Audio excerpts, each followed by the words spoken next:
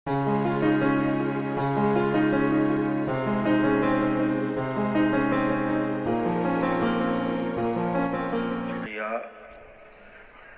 ईमान के शोबों में से एक शोबा है। अल्लाह के महबूब अलैहिस्सलाम ने इरशाद फरमाया कि ईमान के 60 से कुछ ऊपर या 70 से कुछ ऊपर शोबे हैं। उनमें से अफजल तरीन शोबा कौलु ला इलाहा इल्लल्लाह व अदनाहा इमाततुल अज़ा अनित तरीक़, और सबसे कम दर्जे का जो शोबा है वो रास्ते में गिरी पड़ी चीज़ को उठा देना, जो लोगों के लिए रुकावट बन रही हो, तकलीफ़ का सबब और ज़रिया बन रही है। आप साइकिल पे जा रहे हैं, मोटरसाइकिल पे जा रहे हैं, गाड़ी पे जा रहे हैं, रास्ते में कोई पत्थर, कोई ईंट जो लोगों के लिए रुकावट बन रही है, तो 1 मिनट के लिए रुक जाएं, उसको उठाएं, ये एक तरफ कर दें। तो ये ईमान के शोबों में से शोबा है। तो फरमाया अफजल तरीन शोबा कौल ला इलाहा इल्लल्लाह है, और सबसे कम दर्जे का शोबा इमाततुल अज़ा अनित तरीक़, रास्ते से किसी ज़रर वाली चीज़ को उठा देना है, रुकावट को दूर कर देना है। और फरमाया कि हया ईमान के शोबों में से एक शोबा है। तो हमें हया की दौलत को हासिल करना होगा। अब हया कैसे हासिल होगा? क्या ये किसी यूनिवर्सिटी में सीखा जाता है? हया किसी कॉलेज में सीखा जाता है? किसी दर्सगाह से इसका सबक पढ़ा जाता है? इसके लिए कुछ स्पेशल कोर्स है जो किया जाए तो हया हासिल हो जाता है? अल्लाह के महबूब अलैहिस्सलाम ने इरशाद किया कि हया और ईमान 2 जुड़वां चीज़ें हैं। इनका आपस में ऐसा ताल्लुक़ है कि अगर इनमें से एक रुखसत हो जाए तो दूसरी शय भी रुखसत हो जाती है। अगर हया चला जाए तो पीछे पीछे ईमान भी चला जाता है। तो हया और ईमान ये 2 जुड़वां चीज़ें हैं। जब हया आता है तो ईमान भी आता है, जब ईमान आता है तो फिर हया की दौलत भी नसीब होती है। अल्लाह के महबूब गुजर रहे थे, एक शख्स को देखा, वह याइसो अखाहु फिल हया, वो अपने भाई को हया के बारे में वाज कर रहा था। तो आका करीम अलैहिस्सलाम ने फरमाया दाहु फ़इन्नल हया मिनल ईमान, इसे छोड़ दो, हया तो ईमान से है। ये सबक क्या पढ़ाओगे? जब ईमान आएगा तो हया खुद ब खुद आएगा। तो ईमान और हया जुड़ी हुई चीज़ें हैं। तो अगर हया कम होता है तो फिर समझो ईमान कमज़ोर हो गया, और हया का लेवल बेहतर हो गया तो समझो ईमान को मजबूती नसीब हो गई। तो हया और ईमान ये 2 जुड़ी हुई चीज़ें हैं। एक के साथ दूसरे का यूं ताल्लुक़ है कि एक रुखसत हो तो दूसरी शय भी रुखसत हो जाती है। इसलिए हया से ही किसी का अंदाज़ा किया जा सकता है। तो ये दुआ करो कहीं हया रुखसत ना हो जाए। हया रुखसत हो गया तो ईमान रुखसत हो जाता है। हमें कैसे पता चलेगा कि हया कैसे रुखसत होता है? उलमा ने कहा कि एलानिया गुनाह करने से हया रुखसत हो जाता है। जब किसी मुआशरत में खुलेआम गुनाह होने लगते हैं तो उस मुआशरत से, उस कौम से हया का जौहर ख़त्म हो जाता है। इसलिए अपने आप को खलवत में भी महफूज रखो और अपने आप को जलवत में भी महफूज रखो। एलानिया गुनाह करने वाले, लफ्ज़ एलानिया का इसलिए कहा कि उसके असरात दूसरे लोगों तक पड़ते हैं। जो शख्स چھپ کے گناہ کرتا ہے اس کا حیا تو ختم ہوتا ہے لیکن اس کے اپنے تک اس کے اثرات ہوتے ہیں. لیکن وہی شخص جو چھپ کے گناہ کرتا ہے جب اعلانیہ کرنے لگ جاتا ہے تو اس کے اثرات دوسروں تک بھی پہنچتے ہیں. تو جن قوموں میں لوگ اعلانیہ گناہ کرنے لگ جاتے ہیں تو پھر اس معاشرے میں اس قوم میں حیا ختم ہو جاتا ہے. دوسری بات کہ حیا کا خاتمہ جن چیزوں میں سے ہوتا ہے ان میں سے ایک چیز یہ فرمائی گئی کہ چوراہوں میں چوکوں میں اور لوگوں کے سامنے بول و براز کے لیے بیٹھ جانا. تو واش روم پردے میں ہونے چاہیے. جب ان کا واجبی اور معمولی پردہ ہوگا تو اس سے حیا باختگی کا سبق ملتا ہے. تیسری بات یہ بھی علماء نے بیان کی کہ گالی گلوچ جس قوم میں پیدا ہوتی ہے تو اس قوم میں بھی حیا کا جوہر ختم ہو جاتا ہے. حضور نبی رحمت صلی اللہ علیہ وآلہ وسلم کا دین اٹھا کے دیکھ لیجئے, ساری شریعت اسلامیہ کا مطالعہ کر کے دیکھ لیجئے. زبان کو سنبھالنے کی بہت زیادہ تلقین کی گئی ہے کہ آپ کی زبان سے کوئی ایسا لفظ نہ نکلنے پائے جو کہ معاشرت کو بے حیائی کی طرف جھونک دے, بلکہ انسان تو انسان رہا, جانور کو گالی دینے سے بھی منع کیا گیا, جانور کو گالی دینے سے بھی روکا گیا. یہ شریعت اسلامیہ کا مزاج ہے. ہم لازم سمجھ لیتے ہیں جو ہمارا مخالف ہو اس کے لیے شریعت ہمارے اوپر نافذ نہیں ہوتی. مخالف کے لیے جو ہمارے دل میں آئے, جو ہماری زبان پہ آئے, ہم کہہ ڈالیں. دشمنی کے بھی آداب ہیں, اسلام نے جنگ کے بھی آداب رکھے ہیں. تو اس سے اس کو جو نقصان ہوگا وہ تو ہوگا ہی, اپنے آپ کو آپ برباد کریں گے. اگر کوئی شخص اپنے دشمن کو گھر میں بیٹھ کے گالی دیتا ہے تو اس کے اپنے بیٹے بے حیا ہو جائیں گے, اس کی اپنی بیٹیاں بے حیا ہو جائیں گی. میں اگر استاد ہوں اور کلاس میں بیٹھ کے اپنے نظریے کے مخالف شخص کے لیے غلیظ گالیاں دیتا ہوں, گندی گالیاں دیتا ہوں, تو ان کے لیے تو نفرت کے جذبات میں پیدا کرنے کی کوشش کرتا ہی کرتا ہوں, لیکن میرے حلقہ تلمس میں بھی گندگی, غلاظت, گالی گلوچ کا کلچر عام ہو جائے گا. اور پھر جو لہجہ اوروں کے لیے استعمال کرنے کا میں نے مزاج دیا ہے وہ ہم آپس میں بھی کرنے لگ جائیں گے.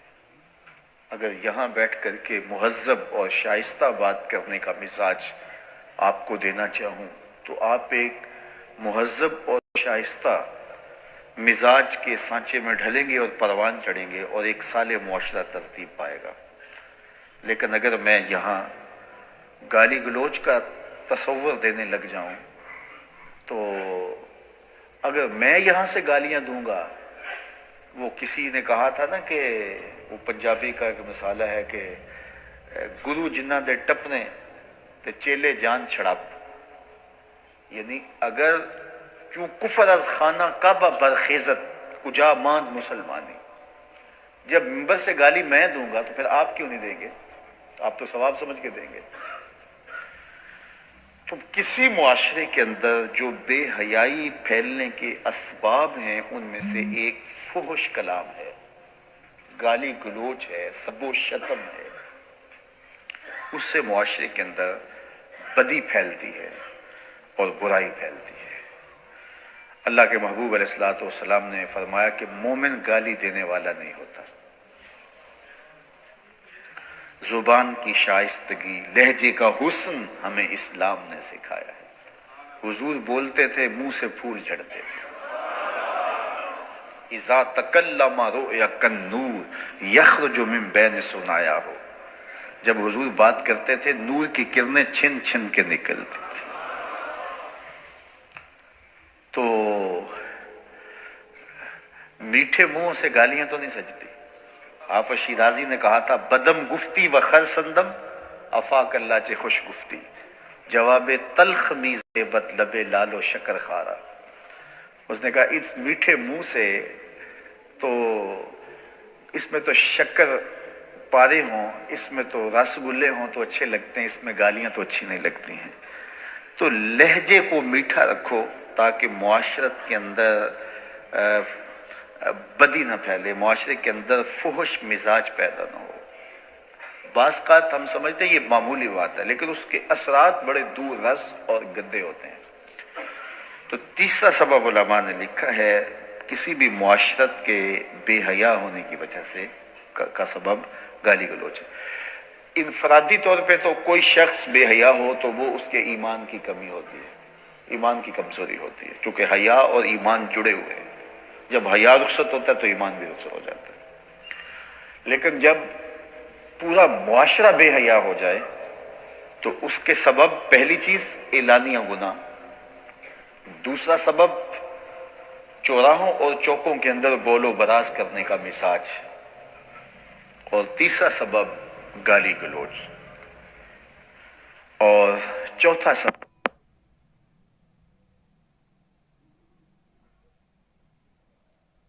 وہ شائستہ نہ ہو. تو لباس کی شائستگی نہ ہونا اور اس کا پردے دار نہ ہونا جو لباس کے مقاصد ہے. لباس کے مقاصد ہیں، سب سے پہلا مقصد لباس کا پردہ ہے، دوسرا مقصد لباس کا گرمی اور سردی کے اثرات سے بچنا ہے، تیسرا مقصد لباس کا زینت ہے. یہ تین مقصد ہیں لباس کے. پہلا مقصد پردہ، پردے کی چیزوں کو چھپانا، جن کا پردہ میرے رب نے رکھا ہوا ہے. دیکھو اللہ نے حضرت انسان کو شعور دیا، اس لیے اس کو پردہ کرنا پڑتا ہے. جن کو شعور نہیں ہے ان کے پردے کا قدرت نے خود اہتمام کیا ہے. جانوروں کے بال رکھے ہیں اور ان کے کچھ اعضاء ایسے اس طرح پیدا کیے ہیں کہ ان کا پردہ رہتا ہے. لیکن جس کو شعور دیا، جس کو فہم دیا، تو اس کے ساتھ اس کا لباس بھی اتارا. اور شرم اور حیا جب ہوتی ہے تو لباس کا اترنا طبیعت پہ شاق گزرتا ہے. حضرت آدم علیہ السلام سے جب وہ درخت کا پھل کھایا گیا تو اللہ تعالیٰ کی ناراضگی ہوئی. تو سب سے پہلے اللہ نے ناراضگی پر جو حضرت آدم علیہ السلام پر جو اپنے غصے کا اظہار کیا وہ یہ کہ ان کا لباس واپس لے لیا، ان کا لباس چھین لیا. تو جب لباس واپس لیا تو حضرت آدم کیا کرنے لگے؟ جنت کے پتے توڑ کے اپنے گرد لپیٹنے لگے. تو انسان کو اپنے پردے کا کتنا پہلے دن سے، روز اول سے ہی جو ہے وہ خیال اور لحاظ رہا. اور دوسری بات یہ سمجھ لو جب اللہ کسی سے ناراض ہوتا ہے تو اس کا لباس اتر جاتا ہے. تو لباس کا مختصر ہوتے چلے جانا یہ کوئی دلیل اس بات کی نہیں ہے کہ یہ بندہ ترقی یافتہ ہو گیا ہے، بلکہ یہ اس بات کی دلیل ہے کہ اللہ اس سے ناراض ہو رہا ہے، اس کا لباس سکڑتا چلا جا رہا ہے. تو لباس کا مکمل ہونا، پورا تینوں مقاصد لباس کے نصیب ہوں. یہ موسم سردیوں کا ہے اور میں نے ململ کا لباس پہنا ہو تو لباس پہننے کے باوجود بھی میں ٹھٹر رہا ہوگا، مقصد لباس کا حاصل نہیں ہوا. اور میں نے لباس ایسا پہنا کہ ہر بندہ مجھے جو ہے وہ اجنبی نگاہوں سے دیکھتا ہے یہ کس طرح کا لباس پہنا ہوا ہے. تو یہ بھی لباس کا مقصد پورا نہیں ہوگا کہ اس سے زینت حاصل نہیں ہوگی، لباس مجھ کو اور زیادہ خوبصورت بنا دے. اور تیسرا مقصد لباس کا تھا کہ میرا پردہ ہو، میں مستور ہو جاؤں. لیکن اگر اعضائے بدنیہ کا اظہار ہو لباس سے تو پھر لباس کا یہ بنیادی مقصد تھا تو یہ بھی پورا نہیں ہوگا. اس لیے فرمایا کہ جو عورتیں لباس پہن کر بھی ننگی نظر آتی ہیں قیامت کے دن برہنہ اٹھائی جائیں گی، رسوا کر دی جائیں گی. لباس پہننے کے باوجود بھی وہ جو ہے وہ برہنہ دکھائی دیتے ہیں. ان کے اعضائے بدنیہ کا چھلکاؤ اور اظہار ان کے لباس سے ہوتا ہے. تو پھر وہ لباس کیسا ہوا؟ لباس تو پردے کے لیے تھا زینت کے لیے تھا، موسمی اثرات سے بچانے کے لیے تھا. یہ 3 مقصد تھے لباس کے. تو بنیادی مقصد پردہ تھا. تو اگر وہی حاصل نہ ہوا تو پھر لباس کا مقصد کیا ہوا؟ تو یہ بات ذہن میں رکھیے گا کہ جب کسی بھی معاشرت میں ان کا لباس سمٹتا ہے تو پھر معاشرے کے اندر جو ہے وہ بے حیائی پھیلتی. آج کل یہ شارٹس پہننے کی عادت ہو گئی ہے اور اس میں یہ گھٹنے بھی ننگے ہوتے ہیں، جبکہ گھٹنا شامل ہے آپ کے پردے میں اور آپ کے سطر میں. مرد کا سطر گھٹنے سے لے کے ناف تک ہے. اگر کسی مجبوری سے یا کسی وجہ سے وہ کوئی ایسا لباس پہنتا بھی ہے تو وہ اپنے گھٹنوں کو ننگا نہیں رکھے گا اور ننگا نہیں ہونے دے گا. تو یہ اس کے پردے میں شامل ہیں. تو قوموں کا بے لباس ہونا یہ قوموں کی تہذیب کا پتہ دیتا ہے. میں وہاں اندلس میں گیا تو قرطبہ میں اور غرناطہ میں وہ تاریخ دیکھنے کے لیے میں 2 دفعہ گیا اور مجھے یہ تھا کہ میں جہاں مسلمانوں نے ایک مدت تک حکومت کی ہے ان مناظر کو اپنی آنکھوں سے دیکھوں. آج بھی وہ قرطبہ کی جامع مسجد موجود ہے جس کے صحن میں بیٹھ کے امام قرطبی نے حدیث رسول کو کتاب اللہ کی تشریح اور تفسیر قرطبی لکھی تھی. قاضی ایاز مالکی اندلسی نے جہاں بیٹھ کے شفا لکھی تھی. یہ ہمارا تاریخ کا سنہرا دور تھا. آج بھی وہ مسجد موجود ہے، اگرچہ وہ ساری مسجد تو نہیں ہے. وہ 10 مربع کلومیٹر میں مسجد تھی. اس کی پارکنگ اور اس کے واش روم سارے ملا کے 10 مربع کلومیٹر میں بنتے تھے. لیکن اب صرف اس کا مسقف ایریا رہ گیا ہے. وہ اس کا جو ہال ہے وہ 1400 ستونوں پہ مشتمل ہے. آج بھی موجود ہے. 1400 ستونوں پہ مشتمل اس مسجد کا وہ حال جس کے بارے میں اقبال نے کہا تھا کہ تیرا وجود مردان خدا کی دلیل. مسجد قرطبہ میں یہ شعر لکھے تھے، تیرا وجود مردان خدا کی دلیل، وہ بھی جلیل و جمیل تو بھی جلیل و جمیل. تیرا وجود مردان خدا کی دلیل، وہ بھی جلیل و جمیل تو بھی جلیل و جمیل. تیری بنا پائیدار تیرے ستون بے شمار، تیری بنا پائیدار تیرے ستون بے شمار. شام کے صحرا میں جیسے ہجوم نخیل، جس طرح شام کے صحرا میں کھجوروں کے جھنڈ نظر آتے ہیں اور دور تک، تو اسی طرح یہ ستون دکھائی دیتے ہیں. 1400 ستونوں پر وہ مسجد ہے. اور کیا وہ زمانہ ہوگا جب اس مسجد کے ممبر پہ بیٹھ کے خطبہ جمعہ ہوتا ہوگا، اور کیا رنگ ہوں گے. آب روان کبیر کے کنارے پر یہ واقع ہے مسجد، اور کیا یہاں جمالیاتی کیفیت ہوں گی. اور دنیا کے کتنے بڑے بڑے علماء اور کتنے قاضی ایاز اندلسی جیسے لوگ اور حضرت امام قرطبی جیسے لوگ اور کتنے بڑے مشاہیر یہاں بیٹھ کر کے علم حدیث پڑھاتے، علم تفسیر پڑھاتے، اور لوگوں تک انہوں نے یہ ذخیرہ پہنچایا.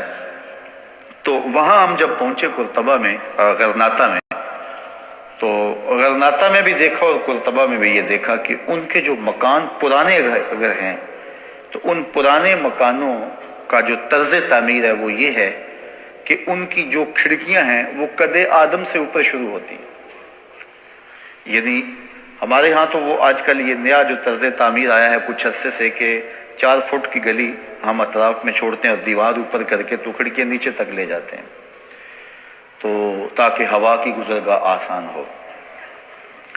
اور جب یہ گلی چھوڑنے کا رواج نہیں تھا تو جو گھر کے کمرے کی کھڑکی ہوتی تھی یا صحن کی کھڑکی ہوتی تھی وہ ڈائریکٹ گلی میں کھلتی تھی.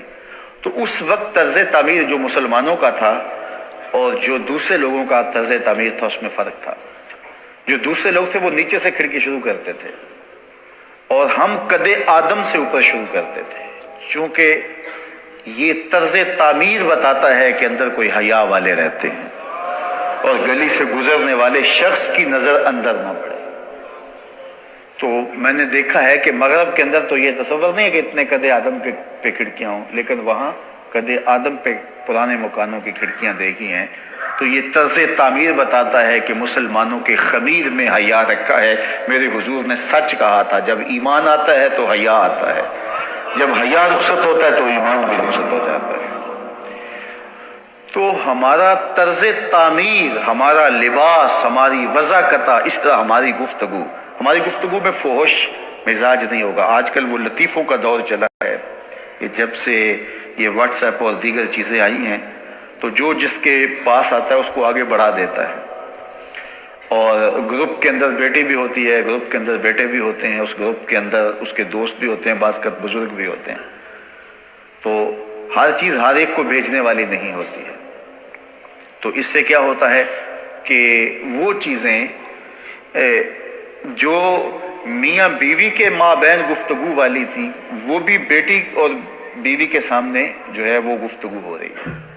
جو چیزیں بیٹے اور بیٹی کے درمیان کرنے والی نہیں تھی، صرف بیٹوں سے کرنے والی ہے، وہ بھی بیٹی کے سامنے ہو رہی ہے۔ ماں اور بیٹی کی جو کرنے والی باتیں تھی وہ بھی بیٹوں کے سامنے ہو رہی ہیں۔ تو معاشرہ جو ہے وہ حیا کے جوہر سے خالی ہو گیا ہے۔ عورتوں کے پردے والی چیزیں، تو جب لفظ برہنہ ہوتے ہیں، گالی تو دور کی بات ہے، جب لفظ برہنہ ہوتے ہیں تو اس سے معاشرے کے اندر گندگی پھیلتی ہے۔ کسی زمانے میں جب کوئی ایسا ماجرا ہوتا تو اخبار میں خبر چھپتی تھی کہ فلاں جگہ پر ایک مرد اور ایک خاتون، یا ایک لڑکا اور ایک لڑکی قابل اعتراض حالت میں پائے گئے، بس اتنی خبر ہوتی تھی، قابل اعتراض حالت میں پائے گئے۔ تو بس یہ لفظ ہی کافی تھا اس مفہوم کو بیان کرنے کے لیے۔ اور آج میڈیا کیمرہ لے کے وہاں گھسا ہوا ہوتا ہے اور مناظر دکھا رہا ہوتا ہے۔ لفظ تو لفظ رہے، لفظوں میں بھی پردہ ہوتا تھا، لفظوں پر غلاف چڑھا کر کے جو ہے وہ لفظ بیان کیا کرتے تھے۔ تو اب میڈیا گھسا ہوا ہوتا ہے، ایسے مناظر دکھا رہا ہوتا ہے، اور اس سے کیا ہوتا ہے کہ معاشرہ جو ہے وہ بے حیائی کی طرف بڑھتا چلا جاتا ہے۔ دور موجود کے اندر قوموں کو، معاشروں کو بے حیا بنانے کا سب سے بڑا کردار میڈیا نے ادا کیا ہے۔ الیکٹرانک میڈیا سے پھر آگے سوشل میڈیا نے اس کردار کو مزید زیادہ ادا کیا، اور اس کا نتیجہ کیا ہوا کہ وہ حیا کا جوہر جو مومن کی زندگی کا اجالا تھا، جو مومن کی زندگی کا نور تھا، آج وہ حیا باقی نہیں رہا۔ نہ آنکھوں میں حیا رہا، نہ خیالوں میں پاکیزگی رہی، نہ سوچوں میں نور رہا، نہ طرز زندگی میں، نہ لباس میں، نہ وضاقتہ میں۔ تو یہ حیا کا نقصان ہو جانا کوئی چھوٹا نقصان نہیں، چونکہ میرے حضور نے ارشاد فرمایا حیا اور ایمان جڑے ہوئے ہیں، جب حیا جاتا ہے تو ایمان بھی جاتا ہے۔ اب اس حدیث کی سمجھ آئی کہ میرے حضور نے فرمایا کہ ایک وقت آئے گا لا یبقى من الاسلام الا اسمہ ولا یبقى من القرآن الا رسمہ۔ ایک وقت آئے گا اسلام کا صرف نام رہ جائے گا، قرآن کے صرف حرف رہ جائیں گے۔ اور یہ بھی ارشاد فرمایا یصبح الرجل مؤمنا ویمسی کافرا۔ اللہ اکبر، آدمی صبح کو مومن ہوگا، شام کو کافر ہوگا، شام کو مومن ہوگا، صبح کو کافر ہوگا۔ یبیع دینہ بعرض من الدنیا، اور اپنے دین کو دنیا کے ٹگوں کے عوض بیچتا نظر آئے گا۔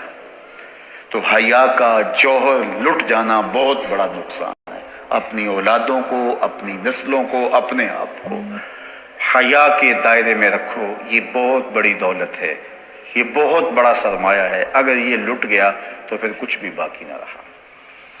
تو ہمیں حیا کرنے کی تلقین کی گئی ہے۔ آج ٹیڑھا ٹیڑھا منہ کر کے نام نہاد مفکرین مختلف چینلز کے اوپر بیٹھ کے اپنا فلسفہ بگھار رہے ہوتے ہیں، جس طرح کہ دین ان کے گھر میں اترا ہو، اور دین کی جو تشریحات یہ جانتے ہیں 14 صدیاں کسی کو سمجھ نہیں آئی، ان کو آئی ہے، اور وہ ان سارے لوگوں کو دقیانوسی کا اور تنگ نظری کا تانا دے کے اپنا فلسفہ بگھار رہے ہوتے ہیں۔ لوگ کہتے ہیں نہیں بابو جی نے بات تو صحیح کی ہے۔ انہیں دین کا زیادہ پتہ ہے یا رسول اللہ کی اہلیہ کو زیادہ پتہ ہے، جن کے بارے میں فرمایا حمیرہ سے دین سیکھو۔ صحابہ سارے جن کے شاگرد تھے، ام المومنین سیدہ عائشہ رضی اللہ تعالیٰ عنہا صحابہ سے تو پردہ کرتی ہی کرتی تھی، جو شاگرد تھے، بیٹوں کی جگہ پہ۔ ازواج رسول مومنوں کی مائیں ہیں نا، مومنوں کی مائیں ہیں، اور ابدی نکاح بھی حرام ہے۔ حضور علیہ السلام کے وصال کے بعد بھی ازواج کا نکاح کسی سے نہیں ہو سکتا، چونکہ ماؤں کی جگہ ہے۔ اللہ اکبر، جو مرتبہ ہے وہ قرآن نے بیان کیا، یا نساء النبی لستن کاحد من النساء، اے نبی کی بیویوں تمہارے جیسی زمانے میں ہیں کون؟ جو تمہیں مرتبہ ملا کہ رسول اللہ کا حرم بنی، کتنا بڑا اعزاز تمہیں دیا گیا، تمہاری جیسی عورتیں زمانے میں نہیں، اور مومنوں کی مائیں لگتی ہیں۔ النبی اولا بالمومنین من انفسہم وازواجہ امہاتہم، نبی مومنوں کی جانوں سے زیادہ قریب ہے، اور نبی کے ازواج مومنوں کی مائیں ہیں۔ لیکن اس کے باوجود صحابہ کو پڑھاتی ہیں، ان کی استاذہ بھی ہیں، ماں بھی لگتی ہیں، لیکن پردے میں ہوتی ہیں۔ لیکن اس سے اگلی کہانی سنو۔ حضرت عائشہ فرماتی ہیں رضی اللہ تعالیٰ عنہ، جب حضور کا وصال ہوا اور میں حضور کے روضے پہ جاتی، حضور کی قبر انور پہ حاضری دیتی، تو فرمایا کہ میں اپنے آپ کو سمیٹ لیتی، لیکن معمولی اوڑھنے لے کے چلی جاتی، اس خیال سے کہ میرے شوہر ہیں، میرے محرم ہیں۔ پھر حضرت سیدنا صدیق اکبر رضی اللہ تعالیٰ عنہ بھی وہیں دفن ہوئے، تو میں پھر اسی معمول سے جاتی، معمولی اوڑھنی اوڑھ کے چلی جاتی کہ ایک میرا شوہر ہے، دوسرا میرا والد ہے۔ کہا اس کے بعد پھر حضرت عمر دفن ہوئے، میں واللہ ما دخلت الا وانا، اللہ اکبر، الا وانا، فرمایا کہ اللہ کی قسم اس کے بعد پھر میں نہیں گئی، کبھی بھی نہیں گئی، اور جب جاتی تھی تو فرمایا کہ میں خوب اپنے آپ کو پردے میں سمیٹ کے جاتی تھی، حیاء من عمر، مجھے عمر سے حیا آیا کرتی تھی۔ یہ مومنین کی ماں ہے۔ حضرت عبداللہ ابن عباس غالباً بیٹھے تھے، تو آپ کے پاس کوئی تابعی بیٹھے تھے، تو اچانک آپ نے فرمایا تمہیں جنتی عورت نہ دکھاؤں؟ انہوں نے کہا جی دکھائیے۔ تو کہا وہ جو سیاہ رنگت کی خاتون گزر رہی ہے یہ جنتی ہے۔ تو انہوں نے کہا وہ کیسے؟ کہا ایک دن یہ حضور کے پاس آئی، یہی خاتون ایک دن میرے حضور کے پاس آئی اور آقا کریم سے کہنے لگی حضور میرے لیے دعا کر دیجیے، مجھے مرگی کے دورے پڑتے تو میں گر پڑتی ہوں، تو آپ لجپال ہیں، میرے لیے دعا کر دیجیے میں اس بیماری سے بچ جاؤں۔ تو اللہ کے محبوب علیہ السلام نے فرمایا اگر تو صبر کرے تو تیرے لیے جنت کا وعدہ ہے، آپ کہو تو میں دعا کر دیتا ہوں، تم ٹھیک ہو جاؤ گی، لیکن اگر تم صبر کرو تو جنت کا وعدہ ہے۔ تو اس نے کہا ٹھیک ہے مجھے منظور ہے، جنت وعدہ ٹھیک ہے۔ ایک نابینا آیا ایک دفعہ، اس نے بھی حضور سے یہ بات کہی، حضور میرے لیے دعا کر دیجیے مجھے آنکھیں مل جائیں۔ تو حضور نے اس سے بھی کہا اگر تو صبر کرے تیرے لیے جنت کا وعدہ۔ اس نے کہا میں نہیں کر سکتا۔ اس خاتون نے خاتون ہو کے کہہ لیا کہ جی ٹھیک ہے میں کروں گی صبر، مجھے رہے بیماری۔ اب یہ مرد تھا، تو حضور علیہ السلام نے فرمایا اگر تم صبر کرو تو تمہارے لیے جنت کا وعدہ ہے۔ اس نے کہا میں نہیں کر سکتا، مجھے تو آنکھیں چاہیے۔ تو میں اس پہ یہ سمجھتا ہوں کہ اس کی بیماری اور تھی، اس کی بیماری اور تھی۔ اس نے کہا گرتی بھی اٹھتی ہوں تو آپ کو دیکھتی ہوں، تو کوئی بات نہیں، مجھے جنت کا وعدہ منظور ہے۔ اس کی آنکھیں نہیں تھی، اس نے کہا جنت بعد میں دیکھیں گے، پہلے آپ کو تو دیکھوں، اس لیے میری جنت اللہ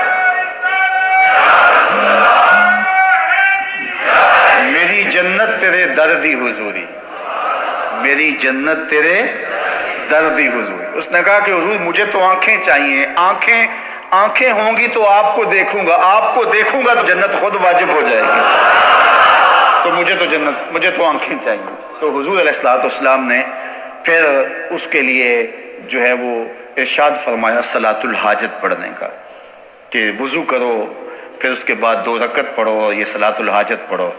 تو اس نے جا کے یوں دعا مانگی، ابن ماجہ اٹھائیے، باقی کتب حدیث اٹھائیے، تو جب آیا تو اس کی آنکھوں میں بینائی لوٹ آئی تھی۔ لیکن اس عورت نے کہا ٹھیک ہے حضور مجھے منظور ہے کہ آپ میرے لیے دعا کر دیجئے، میری بیماری دور ہو جائے۔ فرمایا اگر تو وعدہ کرے، اگر تو صبر کرے تو جنت، نہیں تو میں دعا کر دیتا ہوں۔ اس نے کہا ٹھیک ہے مجھے منظور ہے، کوئی بات نہیں، لیکن جب میں گرتی ہوں تو میرا پردہ کھل جاتا ہے، عورت ذات، چلو ٹھیک ہے بیماری رہے، گروں بھی، لیکن اتنی دعا تو کر دیں کہ پردہ نہ کھلے۔ تو اللہ کے محبوب نے فرمایا ہاں یہ دعا میں کر دیتا ہوں. کہا کہ مرغی کے دورے سے اب بھی پڑھتے ہیں، اب بھی گر جاتی ہے، لیکن اللہ اس کے پردے کی حفاظت کرتا ہے. اللہ اکبر. تو پردہ کتنی اہم چیز ہے، اور ہمارا دین ہمیں اس کی تلقین کرتا ہے کہ تمہارا حیا نہیں لٹنا چاہیے، تمہارے پردے کی حفاظت رہنی چاہیے. حیا دین ہے، اور حیا کے ساتھ اسلام کا تعلق کتنا گہرا ہے کہ یہ دونوں جڑی ہوئی چیزیں ہیں. ایک رخصت شے ہوتی ہے تو دوسری بھی رخصت ہوتی ہے. مجھے بھی آپ کو بھی عملی کوشش بھی کرنی چاہیے کہ یہ جو ذرائع ہیں حیا باختگی کے، ان سے اپنے آپ کو اور اپنی نسل کو بھی بچایا جائے، اپنی معاشرت کو بھی بچایا جائے. اور دوسری بات کہ ایمان کی تکمیل تو حیا سے ہی ہے، اس لیے ہمیں اپنے ایمان کو بچانے کے لیے بھی حیا یہ باڑ ہے ایمان کے لیے. اگر یہ باڑ اتر گئی تو ایمان پر حملہ ہو جائے گا. تو ہم مغرب کی نقالی میں اس کو ترقی نہ سمجھیں. اگر حیا باختگی لباس مختصر بلکہ اتار دیا جانا یہ ترقی اور کامیابی ہوتی تو پھر تو کعبہ اللہ کا ننگے طواف لوگ کیا کرتے تھے، وہ ترقی یافتہ ہوتے. تو برہنہ ہو جانا یہ حیوانیت کی طرف سفر ہے، یہ حیوانیت کی طرف سفر ہے. یہ کامیابی نہیں ہے، یہ عروج نہیں ہے، یہ فیشن اور ترقی نہیں ہے، یہ تو ذلت ہے، یہ تو اخلاقیات سے کنارہ کشی ہے، یہ تو حیا باختگی ہے. تو لباس وضاقتہ کا جو اسلوب ہمیں دین نے دیا ہے، اسلام ایک روشن خیال دین ہے، اسلام ترقی یافتہ دین ہے، اسلام انسانی مزاج سے ہم آہنگ دین ہے، انسانی ضروریات کے تقاضوں کو پورا کرنے والا دین ہے. انسانیت سے، ہمارے مزاج سے، ہماری فطرت سے ہٹ کر کوئی دین نہیں ہے. تو نفس کی تسکین اور ہے، روح کی تسکین اور ہے. تو جوانی کے دور کے اندر نوجوان کی زندگی کی کچھ ترجیحات ہوتی ہیں، لیکن بعد کے اندر وہ خود سمجھ رہا ہوتا ہے کہ میں یہ غلط ہوں. آج مغرب پریشان ہے کہ انہوں نے جوانی کے 4 ایام تو اپنی خواہشوں میں اسیر ہو کے گزار لیے، لیکن ان کے بڑھاپے کی تلخیوں کو آپ نہیں جانتے کیا ہے. تو کہیں مشرق مغرب کے سانچے میں ڈھلنے کی کوشش نہ کرو. وہ اقبال نے کہا تھا چہرہ نہ روشن تو کیا حاجت گل گو نہ فروش. نئی تہذیب تکلف کے سوا کچھ بھی نہیں، نئی تہذیب تکلف کے سوا کچھ بھی نہیں. چہرہ جو نہ روشن ہو کہ تو کیا حاجت گل گو نہ فروش. اندر کچھ ہو ہی نہ اور اوپر میک اپ کیا ہوا ہو تو وہ تو کبھی اترے گا، جب اترے گا تو نیچے سے کیا بلا نکلے گی. تو یہ مغرب کی تہذیب ایک میک اپ ہے، جب اترتا ہے تو نیچے سے بلائیں برآمد ہوتی ہیں. اور وہ بڑھاپے میں جا کے ان کی حالت دیکھو کہ وہ کتنی تلخ، عجیب اور پریشان کن زندگی گزار رہے ہیں. لیکن مومن کی زندگی میں بظاہر تلخیاں بھی ہوں، لیکن اس کا چہرہ روشن ہی آپ کو دکھائی دے گا اگر وہ اسلام کے دیے ہوئے اصولوں کے مطابق چلتا ہے. تو مغرب کو کبھی بھی، مشرق کو کبھی بھی مغرب کی نقالی نہیں کرنی چاہیے. مشرق تو اس مصیبت سے جان چھڑانا چاہتا ہے، لیکن ان کی معاشرت اس طرز کی بن گئی ہے کہ جان چھوٹنے نہیں پا رہی، اور جہاں سے وہ نکلنا چاہتا ہے وہاں سے ہم داخل کیوں ہونا چاہتے ہیں. تو میری بیٹی، میری بہن، تو مغرب کی بیٹی نہیں ہے، تو مشرق کی شہزادی ہے. تیرا برقع، تیری چادر، تیرا حجاب تیری آبرو کا پہرا ہے. جب تو سمٹتی ہے تو معاشرہ پھیلتا ہے. تیرا حیا ہی تیری زندگی کا تیور ہے، اور یہی تیرا نور ہے. اور نوجوان کی آنکھوں کے شرم و حیا کے تلے عبادت کی لذت رکھی گئی ہے. اگر آپ چاہیں کہ عبادات میں لذت نصیب ہو، سجدے میں قرار نصیب ہو، اپنی نگاہوں کی حفاظت کر کے دیکھو. سجدے میں سرور آنا شروع ہو جائے گا، نمازوں میں لذت آنی شروع ہو جائے گی. تو اللہ ہمیں حیا کے جوہر سے مالا مال فرمائے، ہماری زندگی کو حیا کے نور سے مالا مال کرے. اللہ کے محبوب کا فرمان ایک سن لیجئے جو حضرت سیدنا انس رضی اللہ تعالی عنہ سے مروی ہے، اور میری گفتگو اختتام کو پہنچی. فرمایا لکل دین خلق وخلق الاسلام الحیا. ہر دین کا ایک امتیازی نشان ہوتا ہے، ہر دین کی ایک مخصوص صورت ہوتی ہے، ہر دین کا ایک تشخص ہوتا ہے، ایک پہچان ہوتی ہے، ایک شناخت ہوتی ہے. اور اسلام کی شناخت حیا ہے. کسی بھی دین کی پہچان اس خاص چیز سے ہوتی ہے کہ یہ اس دین کا حامل ہے. اسلام کی پہچان حیا ہے. حیا ہے تو دین ہے، حیا نہیں تو کچھ بھی نہیں. اللہ اپنے خاص کرم اور اپنے فضل سے ہم سب کو حیا کے جوہر سے مالا مال کرے۔ اقبال نے نوجوانوں کے نام دعا کرتے ہوئے کہا تھا کہ حیا باقی نہیں زمانے کی آنکھ میں، خدا کرے تیری جوانی بے داغ رہے۔ وآخر دعوانا